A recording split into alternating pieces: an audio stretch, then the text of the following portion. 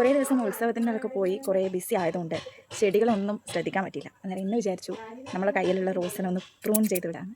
പൂക്കൾ ഉണ്ടായിട്ടുണ്ട്, കുറേ പൂക്കൾ എന്താ പറയുക വാടി തുടങ്ങി. അന്നേരം റോസാകുമ്പോൾ കട്ട് ചെയ്ത് വിടണമല്ലോ, എന്നാലല്ലേ പുതിയ പൂക്കൾ ഉണ്ടാവുള്ളൂ, പുതിയ തളിരൊക്കെ വന്നിട്ട്. അതുകൊണ്ട് ഇന്ന് റോസ് പ്രൂൺ ചെയ്യുന്ന വീഡിയോ ആണ് കേട്ടോ. ഈ റോസ് കണ്ടോ വാടി തുടങ്ങി. ഈ റോസ് കണ്ടോ, ഈ റോസ് പ്ലാന്റ് എനിക്ക് എൻ്റെ ഹസ്ബൻഡ് വാലൻറ്റൈൻസ് ഡേക്ക് മേടിച്ച് തന്നതാണേ. അന്നേരം ഞാനത് കിട്ടിയ പാടെ ഒരു റോസ് കട്ട് ചെയ്തു. അന്നേരം പുതിയ തളിര് വന്നിട്ടുണ്ട് കേട്ടോ. ഒന്ന് ഇവിടെ നിന്ന് വന്നിട്ടുണ്ട്, പിന്നെ ഇതാ ഒരു തളിര് ഈ ഇവിടെ നിന്ന് വന്നിട്ടുണ്ട്. അത് കട്ട് ചെയ്തുകൊണ്ടാണ് പുതിയ തളിര് വന്നത്. അന്നേരം ഞാൻ വിചാരിക്കുന്നു ഈ ഒരു പൂവ് വാടിയിട്ടുണ്ട്, അന്നേരം ഇതുകൂടി കട്ട് ചെയ്ത് വിടുകയാണെങ്കിൽ എനർജി ഫുള്ളായിട്ടും പുതിയ തളിര് വരാൻ വേണ്ടിയിട്ട് ചെടി സേവ് ചെയ്യും. അന്നേരം ഇതിനെ കട്ട് ചെയ്ത് മാറ്റണം. എൻ്റെ കയ്യിൽ കുറേ പ്ലാന്റ്സ് ഒന്നും ഇല്ല, എന്നാലും കുറച്ച് റോസ് പ്ലാന്റ് ഉണ്ട്. വെറൈറ്റി കളറൊന്നുമല്ല, എനിക്ക് ഇഷ്ടപ്പെട്ട കുറച്ച് ചെടികൾ. എനിക്ക് റോസ് ഭയങ്കര ഇഷ്ടമാണ്, അതുകൊണ്ട് ഞാൻ അതേപോലെ കെയർ ചെയ്യും റോസിനെ. അപ്പം ഇത് കട്ട് ചെയ്യുമ്പോൾ ഞാനൊരു 3 ലീഫ് താഴത്തേക്ക് നോക്കിയിട്ട് അത് വെച്ചിട്ടാണ് കട്ട് ചെയ്യുന്നത്. ഒരു 3 ലീഫ് കഴിഞ്ഞിട്ടാണ് കട്ട് ചെയ്യുന്നത്. കണ്ടോ, 1 2 3. അന്നേരം കണ്ടോ പൂവിൽ വെള്ളം വീണിട്ടുണ്ട്, അന്നേരം ചീഞ്ഞു. പിന്നെ ഓൾറെഡി ഈ ഫ്ലവർ നല്ലോണം കരിഞ്ഞു. അന്നേരം ഇത് ഫുള്ള് ഇനി ഇതെല്ലാം പൊഴിഞ്ഞു പോയിട്ട് വിത്തിനേക്ക് വേണ്ടി ചെടി എനർജി സേവ് ചെയ്യും. അങ്ങനെയാകുമ്പോൾ നമ്മളെ ചെടി പെട്ടെന്ന് പോകാനാണ് സാധ്യതയാവുക. എന്താ വെച്ചാൽ പിന്നെ ആ ഒരു പൂവ് ഫുള്ളായിട്ട് പൊഴിഞ്ഞു പോയി അന്ന് എത്ര കഴിഞ്ഞാലാണ് പിന്നെ നമുക്കൊരു ഫ്ലവർ കിട്ടുക.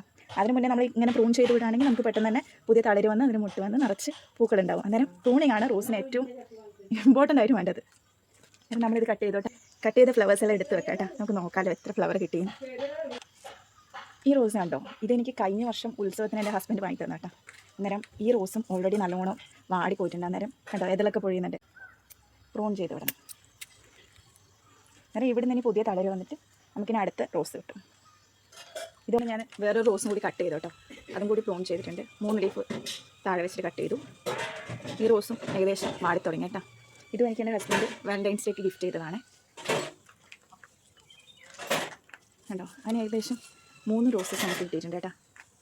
നല്ല രസമല്ലേ. ഇനിയും ഉണ്ട് കട്ട് ചെയ്യാൻ വേണ്ടിയിട്ട്, ഞാൻ കാണിച്ചു തരാം. കണ്ടോ, ഈ റോസിലെ ഫ്ലവറും കൂടി നമുക്ക് കട്ട് ചെയ്ത് വിടണേ. കട്ട് ചെയ്താൽ മാത്രമേ നമുക്ക് കൂടുതൽ ഫ്ലവേഴ്സ് കിട്ടുള്ളൂ. അതുകൊണ്ടാണ് ഇങ്ങനെ കട്ട് ചെയ്യുന്നത്. കട്ട് ചെയ്താൽ പിന്നെ താഴെ നിന്നൊക്കെ പുതിയ തളിര് വരും, നിറച്ച് പൂക്കളുണ്ടാവും.